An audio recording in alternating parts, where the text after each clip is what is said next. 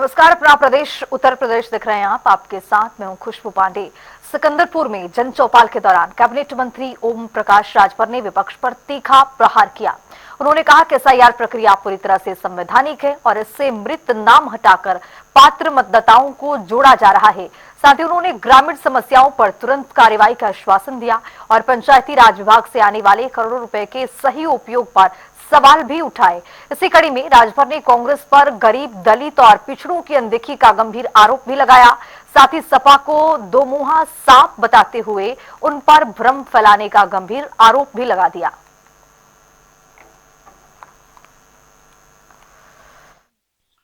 अभी झूठ बोलने का ठेका ले लिए हैं तो क्या करें। मैं तो खुद गवाह हूं। उस समय सांसद जी एमएलए थे और अखिलेश जी भी एमएलए थे। दोनों लोग सदन में थे। जब राम मंदिर के उद्घाटन की बात आई तो विधानसभा अध्यक्ष ने कहा कि भाई 403 विधायकों को निमंत्रण है, हमारी बस है आने जाने के लिए और दर्शन कराने के लिए और भोजन की व्यवस्था है। हम 403 विधायकों से चाहेंगे कि सब लोग साथ चलें और दर्शन करें। तो उसी समय समाजवादी पार्टी ने वॉकआउट किया था।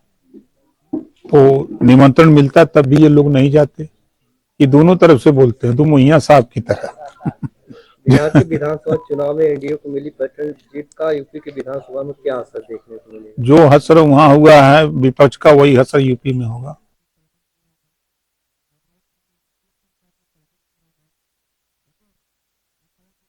देखिए, अब उनका आरोप को हम क्या कहें। जो सरकार की मंशा है वो मंशा साफ है कि फर्जी वोटर लिस्ट में जैसे जो मृत पड़े हैं 20 साल 25 साल 30 साल से मृत हैं और वोटर लिस्ट में नाम है, तो उनके नाम निकालने की तैयारी हो रही है। जिनका नाम वोटर लिस्ट में नहीं है उनका भी नाम जोड़ने की तैयारी हो रही है। सत्यापन हो रहा है कि एक स्टेट से दूसरे स्टेट में लोग जाके बस गए हैं और दोनों स्टेट में उनका नाम है, तो इसको भी संविधान के दायरे में एक स्टेट में उनका नाम एक जगह एक वोटर लिस्ट में होना चाहिए। तो इस काम को चुनाव आयोग कर रहा है।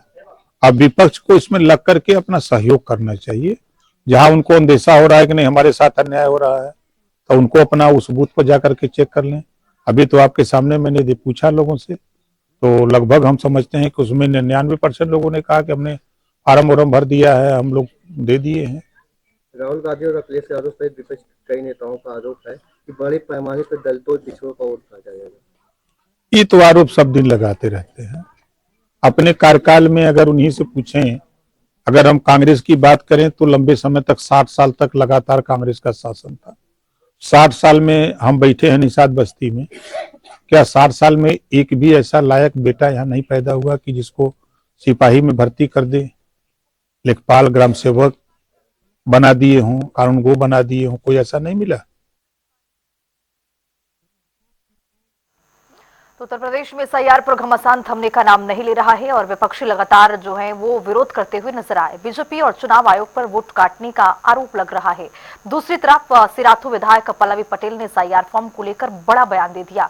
दरअसल गोंडा के एक दिवसीय दौरे पर पहुंची पल्लवी पटेल ने कहा कि एसआईआर फॉर्म नहीं भरूंगी मैं, ये प्रक्रिया ही गलत है और मैं इस देश की नागरिक हूं, मेरे पास सभी वैध दस्तावेज भी हैं, तो मैं फॉर्म क्यों भरूं।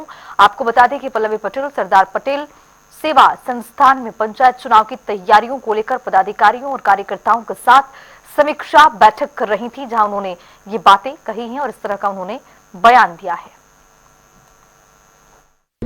देखिए, एसआईआर जो है ये मुझे ठीक वैसा ही प्रतीत होता है जैसा कि इससे पहले जो महिलाओं के लिए आरक्षण की घोषणा की गई थी। महिलाओं के लिए आरक्षण की घोषणा करते हुए सिर्फ पेपरों पे घोषणा कर दी गई, लेकिन उसको जमीनी स्तर पे नहीं उतारा गया।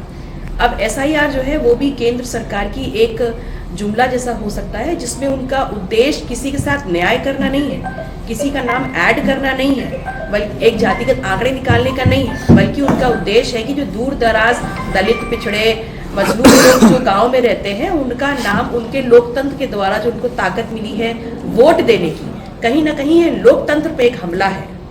ये विपक्ष इसलिए हमलावर है क्योंकि कहीं ना कहीं हमें जो उनकी नीयत है उस पर हमें शक है।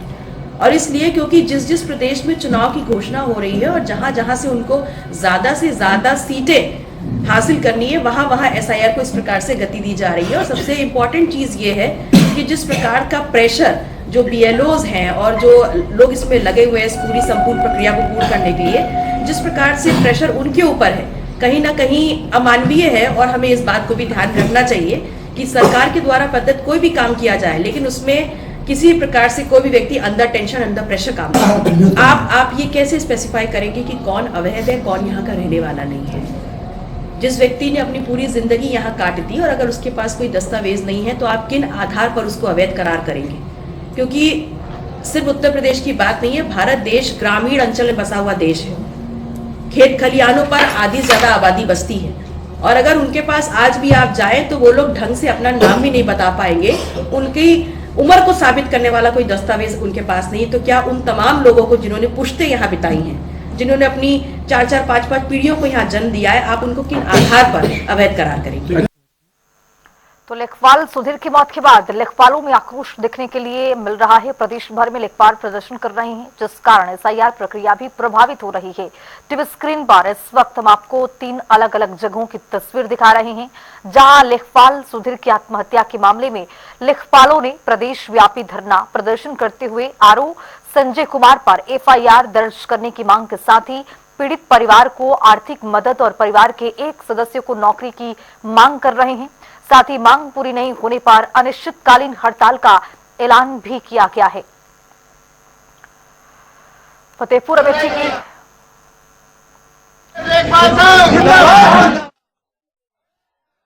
फतेहपुर अमेठी बुलंदशहर की तस्वीर है और यहाँ पर देखा क्या है कि अनिश्चितकालीन प्रदर्शन का एक बड़ा ऐलान किया गया है। तस्वीरों के जरिए आप देखिए किस तरह से एसआईआर प्रक्रिया प्रभावित इससे हो रही है और किस तरह से प्रदेश में ये फतेहपुर अमेठी बुलंदशहर में प्रदर्शन किया जा रहा है। और इसके साथ साथ आपको बताते चले कि लेखपाल सुधीर की मौत पर प्रदेश भर में ये विरोध इसलिए भी जताया जा रहा है ताकि एक न्याय हो सके। इसके साथ साथ ये भी कहा गया है कि अब बातें नहीं मानी गई तो अनिश्चितकालीन प्रदर्शन किया जाएगा और ये प्रदर्शन का ऐलान किया गया है लेखपालों की ओर से। फतेहपुर की तस्वीर आप देख रहे हैं, लेखपालों की ये तस्वीर है जो प्रदर्शन कर रही है। राष्ट्रव्यापी ये एक ऐलान किया गया है प्रदर्शन का। अमेठी की भी तस्वीरें कुछ इसी तरह से, बुलंदशहर के भी कुछ तस्वीरों को आप देख पा रहे हैं कि लेखपालों के जरिए किस तरह से राष्ट्रव्यापी हड़ताल के लिए, अनिश्चितकालीन हड़ताल के लिए यहाँ पर एक बड़ा ऐलान कर दिया गया है। कारण इसमें यह है कि दिनांक 25 नवंबर 2025 को फतेहपुर में पोस्टेड हमारे एक साथी लेखपाल सुधीर कुमार जी ने आत्महत्या कर ली। उसका पीछे का कारण यही रहा कि अधिकारियों का बेफिजूल का दबाव, उनको एक दिन ना आने पर मतलब शादी के लिए छुट्टी ना मिल पाई, एक दिन मीटिंग में नहीं आए तो उनको निलंबित कर दिया गया। लगातार टर्मिनेशन का दबाव दिया जा रहा है उन पर। और एक जो घर पे काम शादी का रहता है उसके बीच में ऐसा मानसिक तनाव, वो साथी लेखपाल, नवयुक्त साथी लेखपाल जो कि अभी हमारे 2024 बैच के थे, 2 महीने पहले ही ट्रेनिंग से वापस आए, इस मानसिक तनाव को नहीं झेल पाए, उन्होंने एक आत्महत्या कर ली। जिसके क्रम में पूरे प्रदेश स्तर पर आज दिनांक को समस्त जनपदों के समस्त तहसीलों में आज आंदोलन है 10 से 5 बजे तक, जिसके प्रति हमारी कुछ मांगे भी हैं जो प्रदेश स्तर पर माननीय मुख्यमंत्री जी के समक्ष रखी जाएंगी।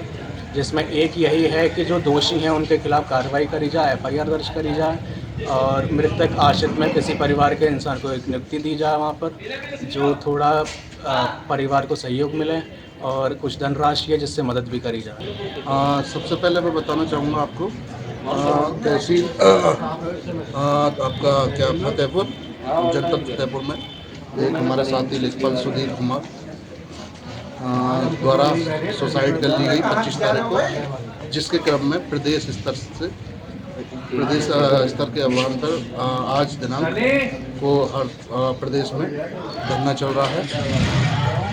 हमारी मांगें सबसे पहले यही है कि जो जिन लोगों के द्वारा ये कृत्य किया गया, जिन्होंने भी दबाव बनाकर हमारे साथी लेखपाल को उकसाया या वो किया, आत्महत्या किया, उनके खिलाफ कार्रवाई हो।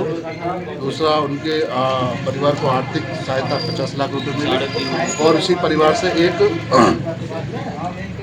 नौकरी भी मिले।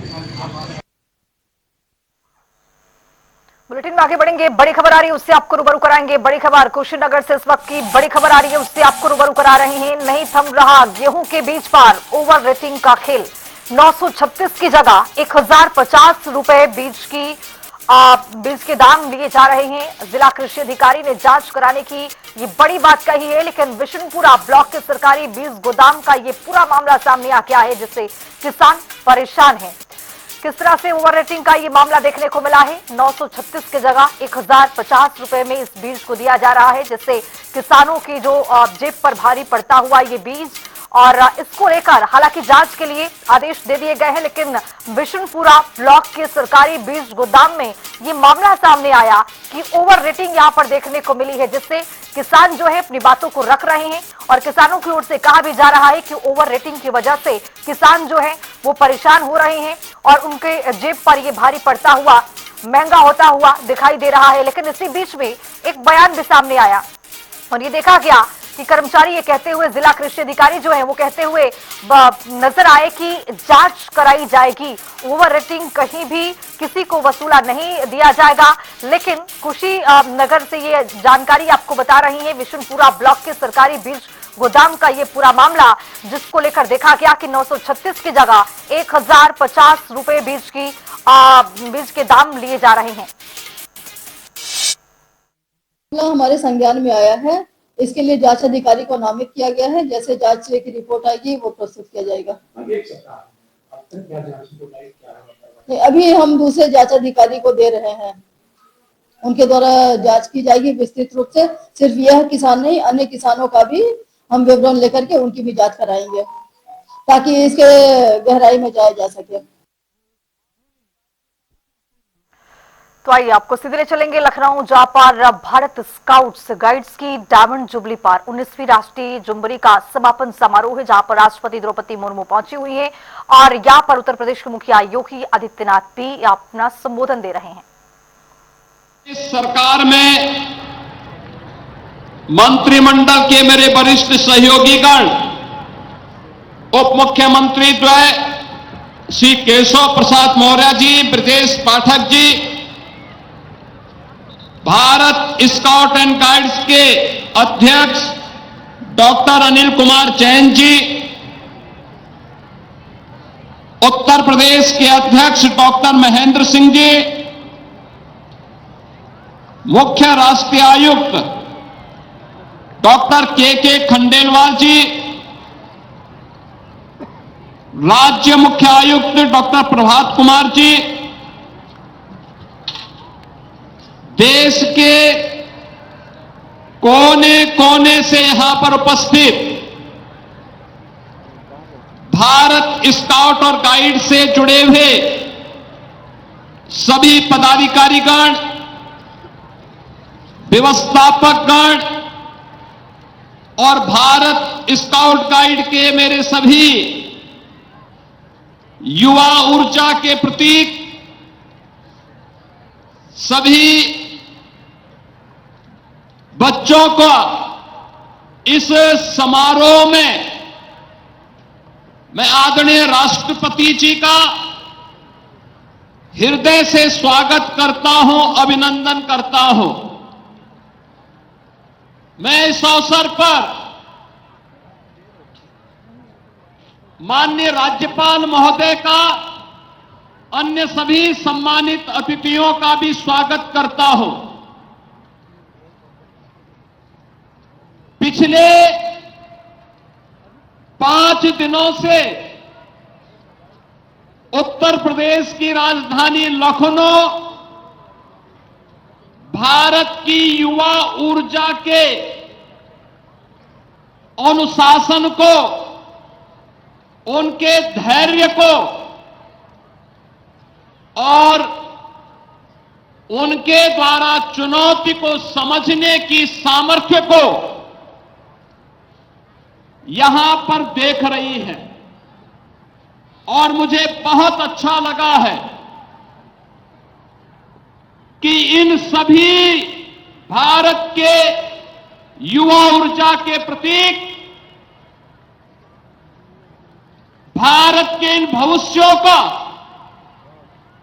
यह 19वीं जमहूरी का कार्यक्रम इस बार उत्तर प्रदेश की राजधानी लखनऊ में आयोजित हुआ है।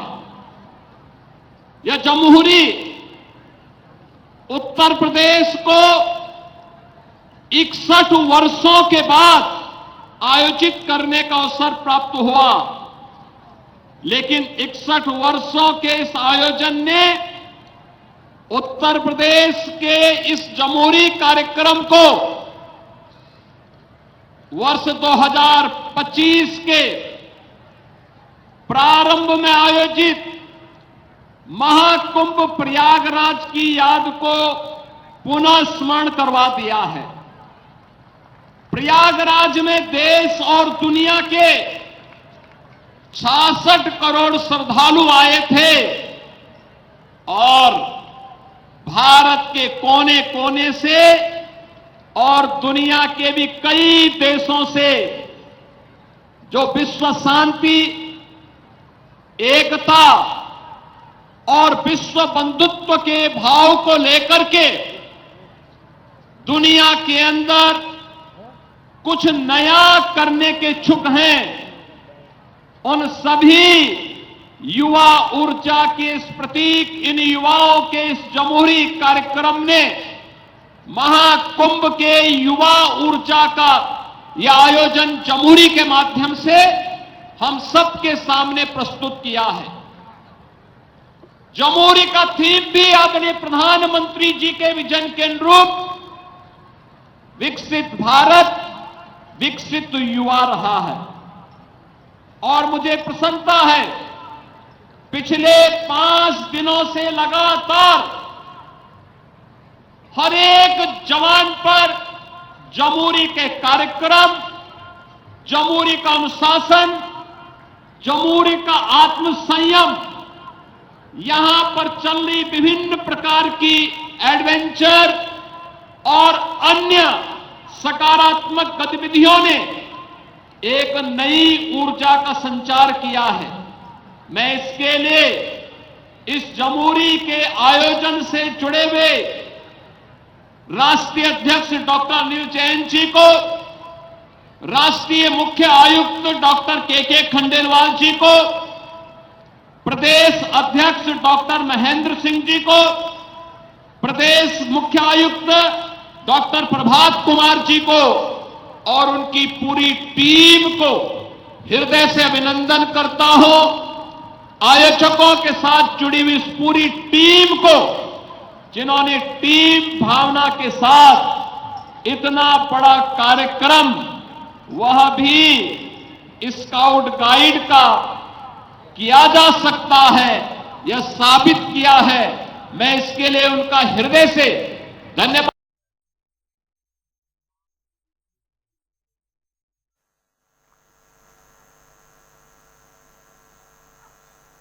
तो आइए बुलेटिन में आगे बढ़ेंगे। एक समय डाकुओं का गढ़ माने जाने वाला यूपी का औरैया अब फूलों की महक से अपनी पहचान बदल रहा है। बता दें कि यहाँ महिलाएं गेंदा, गुलाब और विभिन्न फूलों की खेती कर आर्थिक रूप से मजबूत हो रही हैं और इसी कड़ी में प्रशासन और स्वयं सहायता समूहों की मदद से इन महिला किसानों को प्रशिक्षण, बाजार और तकनीकी सहायता भी मिल रही है, जिसके चलते महिलाएं आज लाखों की कमाई कर अपने परिवार और क्षेत्र की तस्वीर को बदल रही हैं। इस रिपोर्ट के जरिए देखिए आप। सालों पहले उत्तर प्रदेश का औरैया डाकुओं का पनाहगार था, लेकिन अब यहाँ की फिजा फूलों से महक रही है। महिलाएं औरैया में बढ़ चढ़कर फूलों की खेती में हिस्सा ले रही हैं। अच्छी बात यह है कि इस काम को आगे बढ़ाने में इन्हें प्रशासन और स्वयं सहायता समूहों का पूरा सहयोग मिल रहा है। अपनी मेहनत और मदद की बदौलत ये महिला किसान गेंदे, गुलाब और दूसरे फूल बेचकर अच्छी कमाई कर रही हैं।